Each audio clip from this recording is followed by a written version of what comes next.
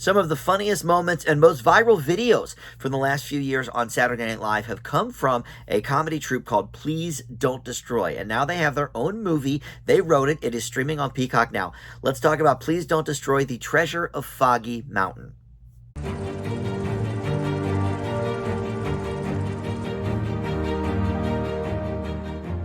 Hey guys, Dan here. This is Dan Reviews It. Welcome to my spoiler-free review for the new SNL-related film, Please Don't Destroy, The Treasure of Foggy Mountain.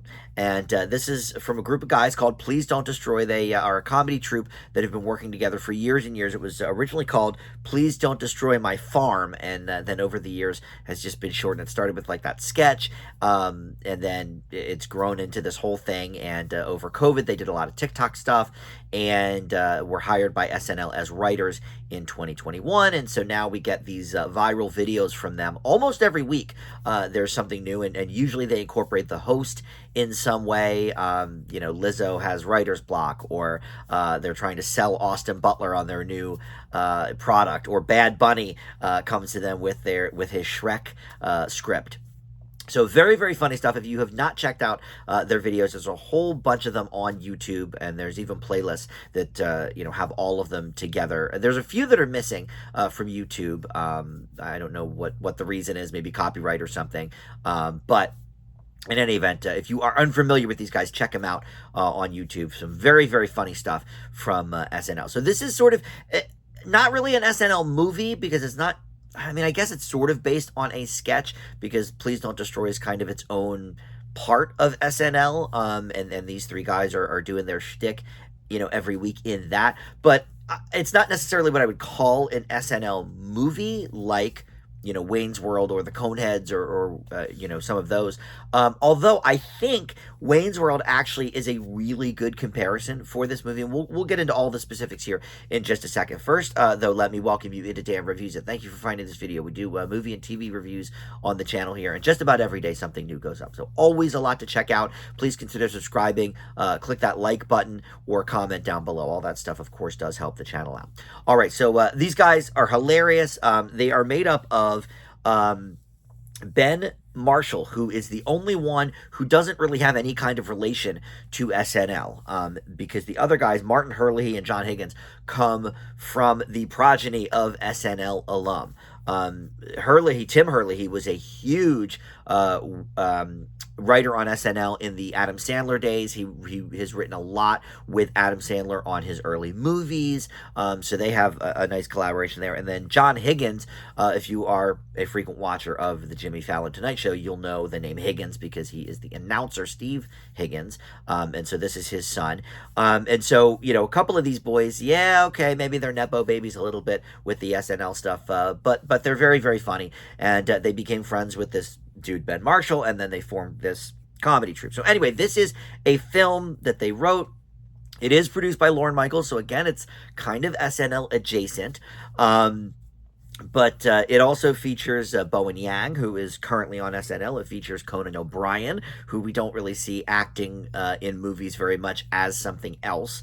On occasion, in a movie about like a fake celebrity or something, we'll see Conan as himself on the talk show, but we rarely see him as other people. X Mayo is here, who had a breakout role earlier this year in The Blackening.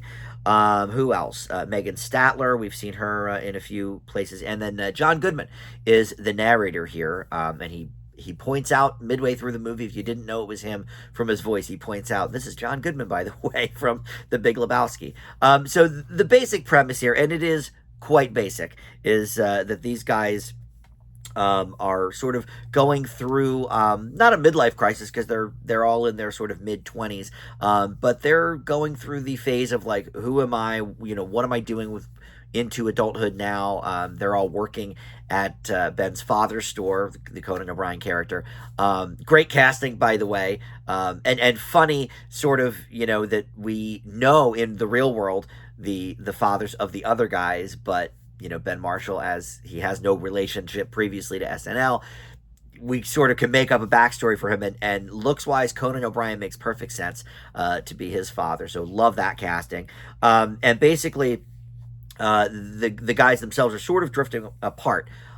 So they decide to take on this quest to Foggy Mountain, where they grew up as kids, and look for this lost treasure. And through the movie, it falls into the hands of a few different people, and we meet some other people along the way, who are trying to destroy these boys and their quest, and get their own hands on this treasure of Foggy Mountain. So look, it's a very slight premise. We'll start there. I'm not looking for anything real deep anyway from these guys, but the reason I said earlier that I think Wayne's World is kind of a really good comparison, even though this isn't technically an SNL movie, is because Wayne and Garth, the whole Wayne's World thing, that was for a very specific time, for a very specific sense of humor. A lot of the jokes are sort of like non sequiturs. A lot of the jokes just kind of pop up from nowhere. It's very quotable, but the entire premise of that first Wayne's World movie, I mean, now granted, I haven't seen it in a long time, but I could barely tell you. It might have something to do with Wayne's girlfriend, Tia Carrere, and she wants to be a rock star, something with that maybe. I don't even remember. But the point is, I could give you probably 10 different quotes from that movie, and different scenes and everything. So this is the same kind of movie. Like, I think the dialogue, the quips, the scenes are going to be more memorable than anything really about the specific plot. And that's why the plot is so slight. And that is not a dig on the movie. There are movies that really are more based sort of for that reason. Wayne's World is one of them, which is why I think it's a great comparison. And this is one of them. And as well, I think that if I were in this age group, I was in high school, I guess, when the first Wayne's World came out. And if I was, anywhere between teenager to probably late 20s at this point, this would probably be like one of the best movies of the year for me. I'm in my 40s now, so I'm not quite in that zone anymore. So it didn't quite land, I think, maybe as much as, say, Wayne's World did when it first came out. But I also have friends that have seen Wayne's World way after the fact, more recently, and they're like, I don't get this. And it's sort of a had to be there situation, maybe. And I think that could be the case here, too, with the Please Don't Destroy movie. So, the long and the short of it is there are some really funny gags here and funny moments. And because I knew the guys from the show, and I love their sense of humor, their sensibilities. There are a lot of their sketches that I've watched over and over again on YouTube many, many times, and I just love. So, going into it, I kind of knew what I was going to expect. If you are unfamiliar with Please Don't Destroy, I would actually recommend watching a few of the skits first and seeing if it's sort of in your wheelhouse. Because if it's not, I think this will kind of be a drag for you. But for me, I have to admit, I was impressed that they got a full hour and a half movie out of a pretty slim premise. It doesn't seem like they were really stretching at all, or wasting time. So I have to give it props there. In terms of the acting, look, these are more sketch players, sketch comedians, improv comics, perhaps. Are they movie stars? I don't know, but they're all just playing themselves. So it does kind of work in that regard. One negative I do have, and you could say this about the sketches too, but they're only, 2 or 3 minutes, so it's not as noticeable. But the senses of humor are exactly the same for each of the three guys. So we get like a little bit of different sort of takes. Okay, this is sort of the one note of this character, and this is this character, but the sensibilities comedically are all the same, which is maybe a hindrance a little bit. You'd like to see some variety. It's kind of like, and I love both of these people, but their movie didn't necessarily work. But Ryan Reynolds and Jason Bateman are both great, but they both have that kind of really dry wit, which is, I think, why their movie, The Change Up, kind of didn't work that well, because they're just sort of playing off each other, doing the same exact thing. There's a little bit of that here, not quite as much, and there are some funny people surrounding them. Also, Conan O'Brien, look, he's not known for his acting. He's great to see here.